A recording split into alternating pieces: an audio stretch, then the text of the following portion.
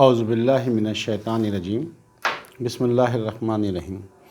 میرے بھائیوں، آج ہم دیکھتے ہیں کہ ہمارے معاشرے میں جنرلی لوگ پیروں کو اور اولیاؤں کو کیوں مانتے ہیں، اللہ اس سلسلے میں کیا کہہ رہے ہیں۔ سب سے پہلے ہم دیکھتے ہیں کہ اللہ کہہ رہے ہیں کہ ہمیں ان کو فالو کرنا چاہیے یا نہیں کرنا چاہیے۔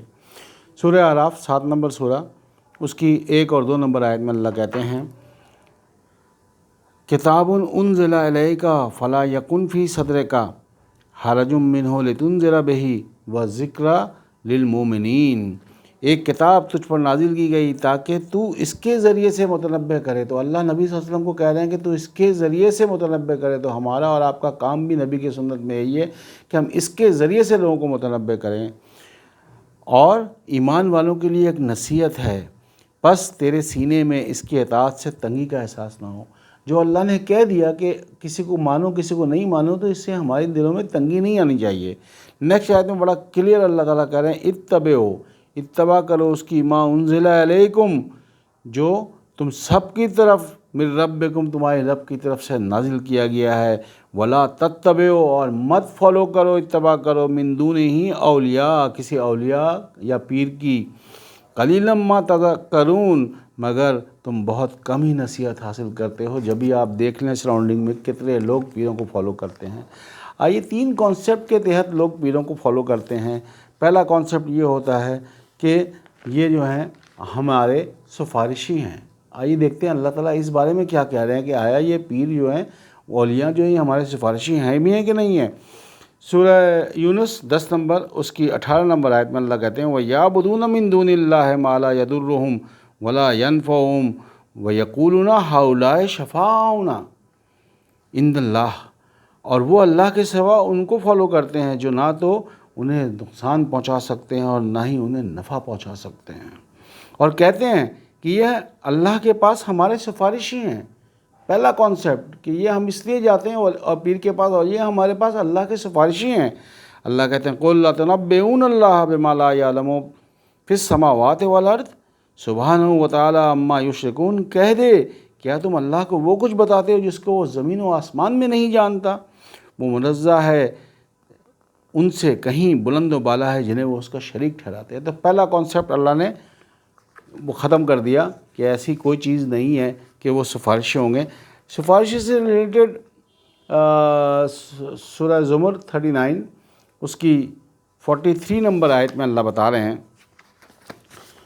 کہ ام اتخذوا من دون اللہ شفاع، یا وہ کیا انہوں نے اللہ کے علاوہ اور سفارشی بنا لیے ہیں، مطلب پیر بنا لیے ہیں، اولیاء بنا لیے ہیں۔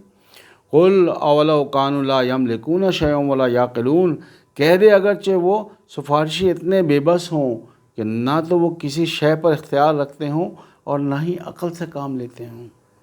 نیکسٹ آیت میں اللہ پھر بتا رہے ہیں کلیئرلی شفاعت کے بارے میں قل اللہ الشفاعۃ جمیعا، کہہ دے تمام شفاعت تو اللہ ہی کے اختیار ہے، لہ ملک السماوات والارض ثم الیہ ترجعون، اور اسی کی طرف آسمان اور زمین کی سلطنت ہے، پھر تم اسی کی طرف لوٹائے جاؤ گے۔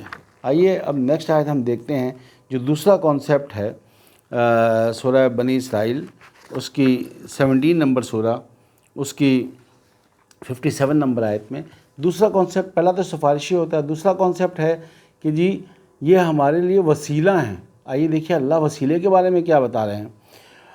اولئک الذین، سورہ بنی اسرائیل 17، اس کی 57، اولئک الذین یدعون یبتغون الی ربہم الوسیلۃ، اور وہ جنہیں پکارتے ہیں وہ تو خود اپنے رب کی طرف وسیلہ تلاش کر رہے ہیں۔ ہم جس کے پاس وسیلے کے جا رہے ہیں، اللہ کہہ رہے ہیں وہ تو خود اپنے رب کی طرف وسیلہ تلاش کر رہے ہیں۔